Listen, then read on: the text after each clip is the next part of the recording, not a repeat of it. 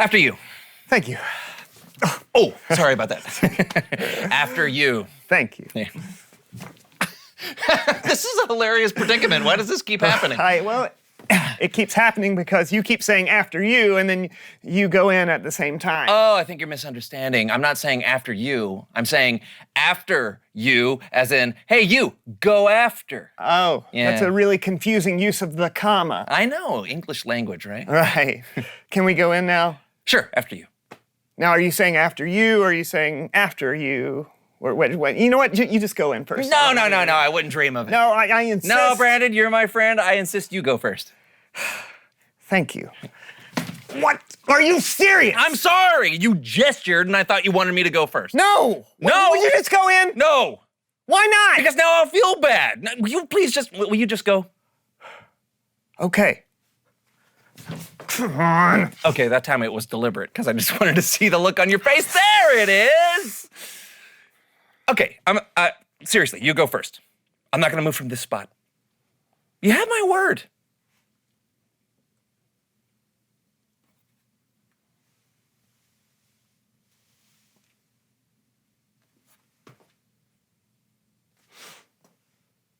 See? When I say I'm gonna do something, I do it. I'm a man of my word. You can take that to the bank, boyo! That makes sense.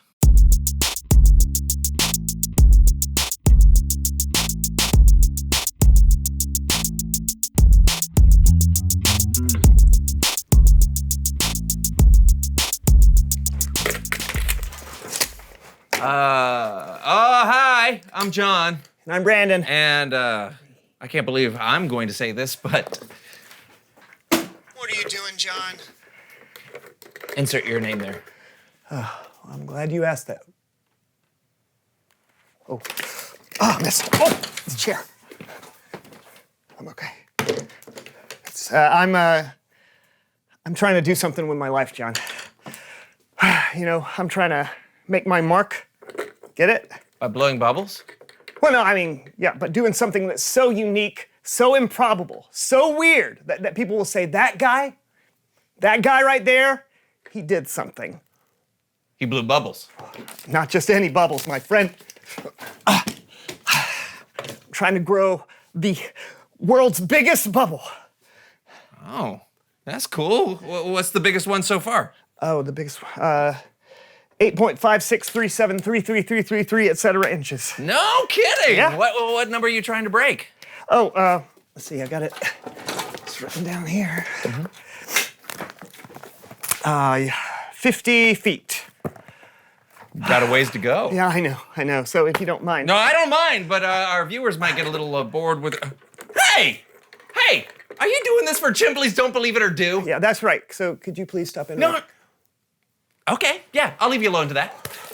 I just thought you might like to know that I'm an official Chimblies Don't Believe It or Do verifier. What? Yeah. You are? I am. I actually got Longbeard Carl in the book, The Longest Stare. Check that out.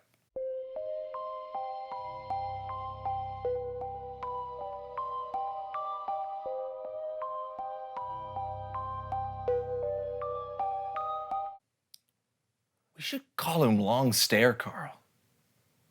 Do you mean to tell me I've been sitting here next to someone who could literally make my name last forever in a printed 40 to 45 word blurb somewhere in the pages of the most widely circulated tome of Weirdosity in the country and parts of Canada, and I didn't even know it? Yeah, I think so. There are a lot of words in that question. John.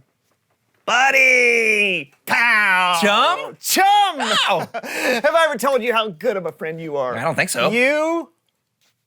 You're a good one. Aww. Can I get you anything? You want like a cookie or like a cup of joe? I can get you some printed material with lots of pictures. Oh, no, I'm good. I'm good. Okay. Hey, you're not just being nice to me because now you know I'm a verifier for Chimblies Don't Believe It or Do, What? right? No! Are you kidding me? Oh, okay. Because you know I can't just get you in the book. That would be unethical. You have to earn it.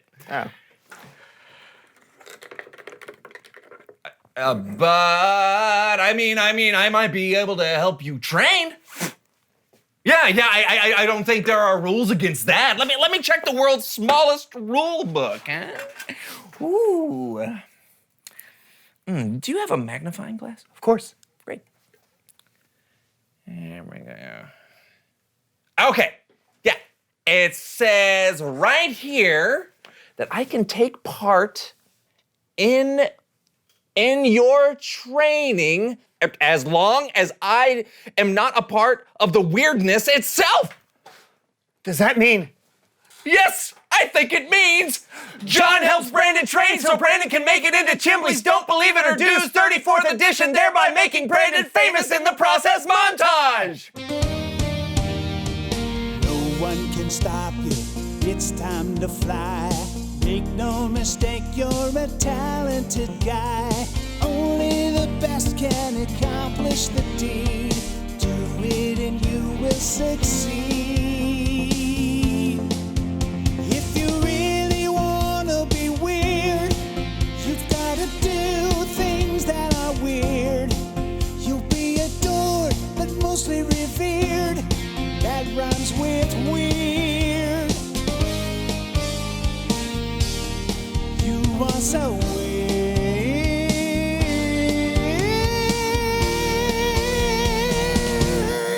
Hey!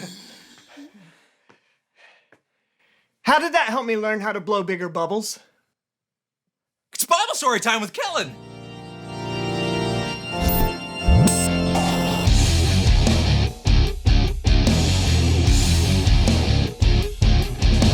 Hello, friends! And hello to you, Kellen. Have I got a story for you today? I hope the answer is yes. It is! We're going to be talking about David and his best friend, Jonathan. I have a best friend named Jonathan too. Oh, thanks, man. Oh, yeah, you're welcome, because you are the Jonathan I was referring to. You have another friend named Jonathan? Take it away, Kellen. Will do! We've got a lot of story to get through today, so let's get to it. David, as you remember, was... What was that? Glad you came. Glad you're here. I know it's getting late, but never fear. We'll give a blow-by-blow of the Bible story on the Melv Solomon Story Recap. Okay, so this is happening. Hello, Melv. Thank you, Kellen. You're very kind. I'm Melv Solomon with the Melv Solomon Story Recap. With me, as always, is my brother-in-law, Greg, tickling the ivories. Oh, Greg! Actually, I'm playing an electronic keyboard and not a real piano, so technically I'm tickling the plastic. My unusually talkative brother-in-law, Greg, everyone. But you know something?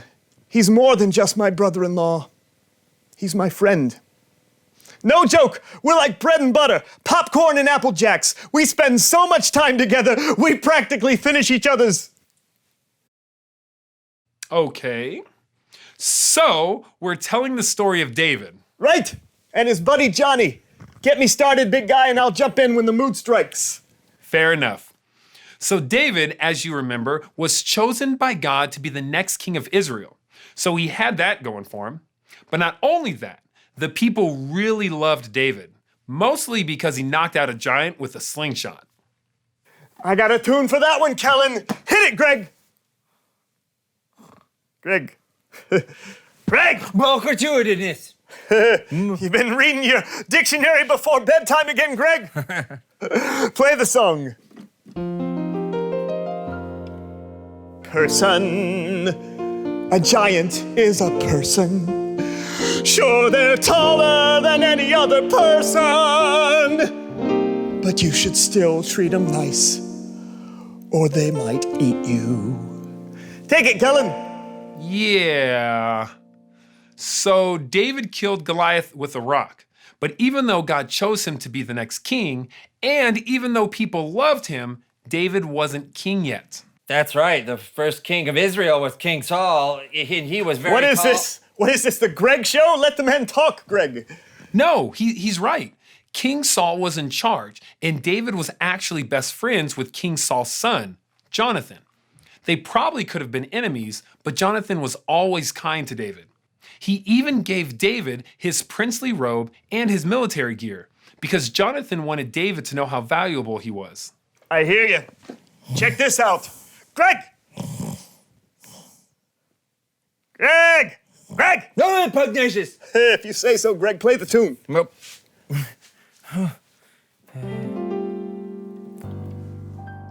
You matter, no matter what, you matter. I don't say this to flatter, you matter, you do. You matter like a ladder, like a bowl of cake batter, like the glass in front of salad that protects it from splatter. You matter, you matter. You know one interesting thing about Jonathan? Zip!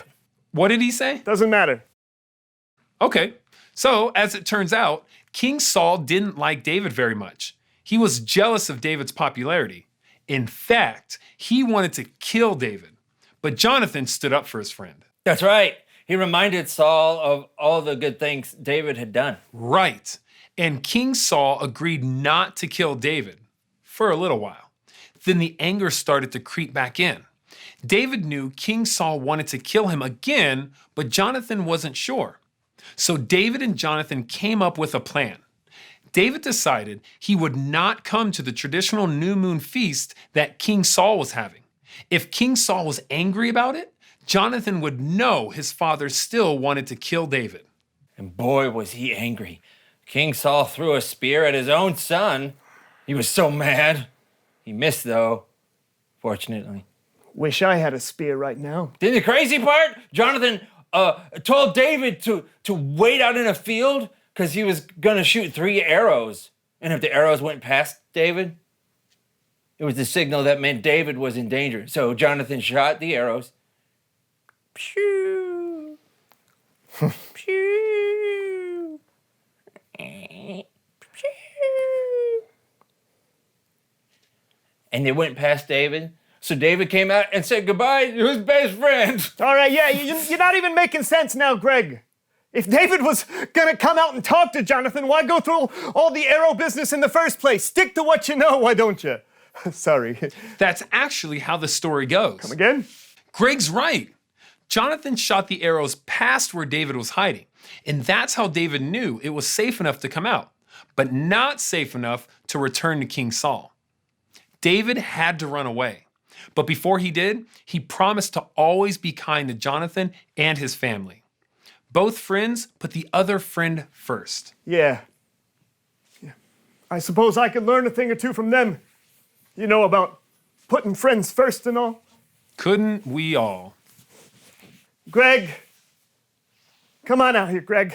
Look, I'm sorry I wasn't putting you first. Hey, you know what? Come on over here. Yeah, I'm talking to you. Come here. Right here. You're my best friend, Greg. You know what? Here. Take us out.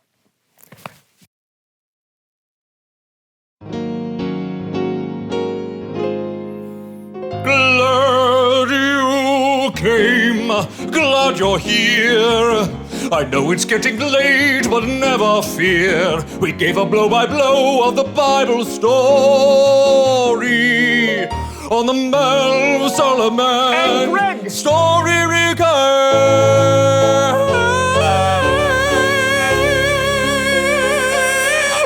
Wow. That was weird. But the lesson still works.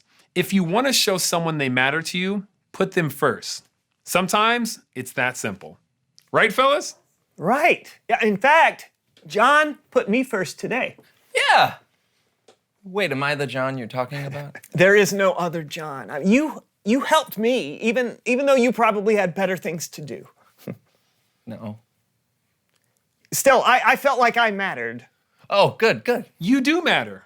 We all do, in fact.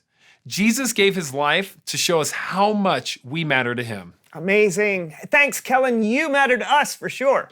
Aww. Yeah, and if you ever want to make it into Chimbley's Don't Believe It or Do, hey, let me know. Maybe, I don't know, tallest hair? Or biggest bubble. Ah! I popped Kellen. I'm fine. Happens all the time. See you guys next time. Yeah, bye, Kellen. Thought we lost him. Reveal the question. Wow, what are the best ways to honor your friends? You could give them your princely armor or help them do a training montage for bubble blowing. Or also normal things. What's your answer? What are the best ways to honor your friends? Yeah, talk about it with each other. We'll see you next time on The So-and-So Show. Well